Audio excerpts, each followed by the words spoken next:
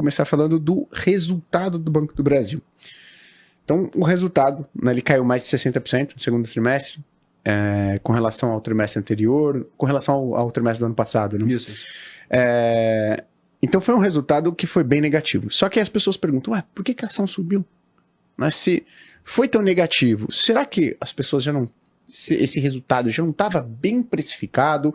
O que está por trás, Pedro, na sua visão, desse resultado negativo? Se ele foi negativo mesmo, né? Porque às vezes fala, não, a gente já esperava algo nesse sentido, ou o mercado já esperava.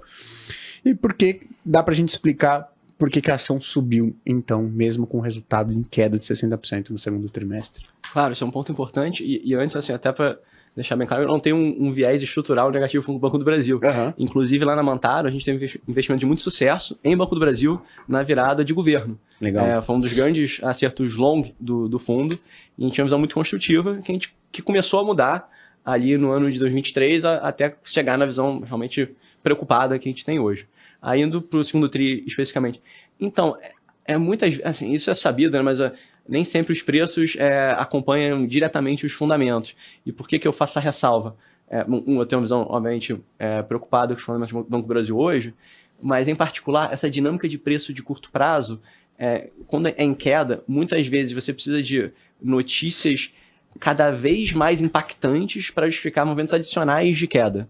Isso é muito mais flagrante. Assim, um conceito de engenharia, assim, você precisa de uma segunda derivada muito forte, assim, no caso, muito negativa, para justificar. E o que aconteceu ali? Então, como até eu comentei mais cedo, destrinchando os números, a impressão que fica do resultado é que os resultados futuros serão ainda muito ruins, assim, muito impactados pela inadimplência. A gente vai entrar nisso depois, imagino. Sim. Mas, em relação ao que já se falava no mercado antes do resultado, o que foi divulgado, a foto, sem fazer ajuste, a foto, não foi uma surpresa material. Já se falava, depois saíram dados mensais de lucro e do que se formou de expectativa depois do primeiro TRI, que o lucro poderia cair seus 60%, mais 50%. Já se falava de redução do payout do Banco do Brasil e já se ventilava de um guidance de lucros de seus 20, 25 bi. Antes de entrar na discussão se isso é execuível ou não, fato é que a forma como foi divulgado, o discurso do banco de teremos esse vale de lucro, depois a rentabilidade se recupera já no ano que vem e já se normaliza em 27, foi algo que acho que de alguma forma acomodou, assim, interpretando o que saiu. E acho que também tem fatores técnicos.